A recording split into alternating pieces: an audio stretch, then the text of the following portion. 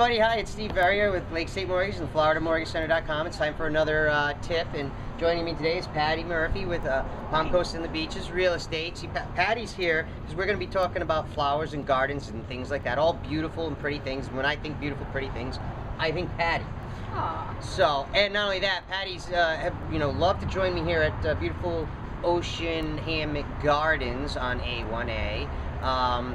Because you're trying. I mean, you're Well, she's in her quest. She's in her quest to turn her house into the Garden of the Month Club, joining the Garden of the Month Club. I'm working on it. Yeah. So if you're a delegate and you vote for that with the Palm Coast Observer or anything, keep an eye out for Patty's running. So, with that being said, how do flowers and gardens help us? Right? They trigger happy emotions. They heighten feelings of satisfaction. Overall, they affect your behavior positively. These are all things that beautiful flowers and plants can do. I can tell because one of the first things I commented on just sitting here is how I'd like to move my office here because it's so serene and peaceful. Yeah.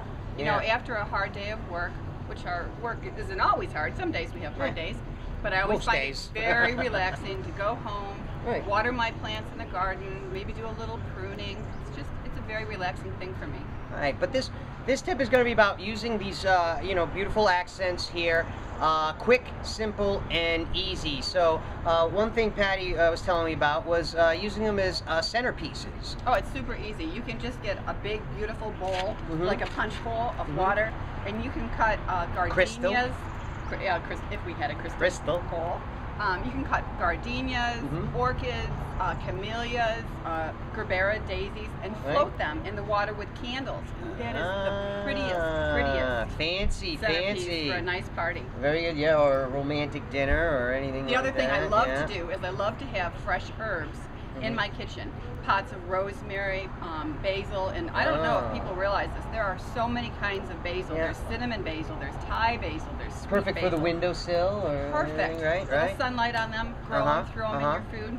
And when you throw a party, right? You were telling me about this thing. She does. She puts flowers onto the name cards. Oh, that's pretty. And we always want people to know each other. So name cards are always good. I love name cards.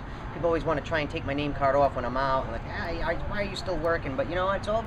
It encourages communication. This sounds crazy, but there are some plants you can eat, and to get a good list of those, I would go ahead and Google edible plants. Nasturtiums were a big one up north where I live. I don't know if they have them down here.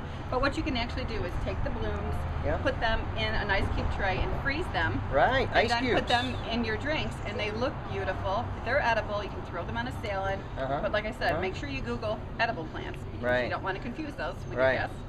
Yeah. So edible flowers, you can use them for drinks. I see them a lot at the bars as well. So guys, these are nice, really quick tip for just using these beautiful accents here.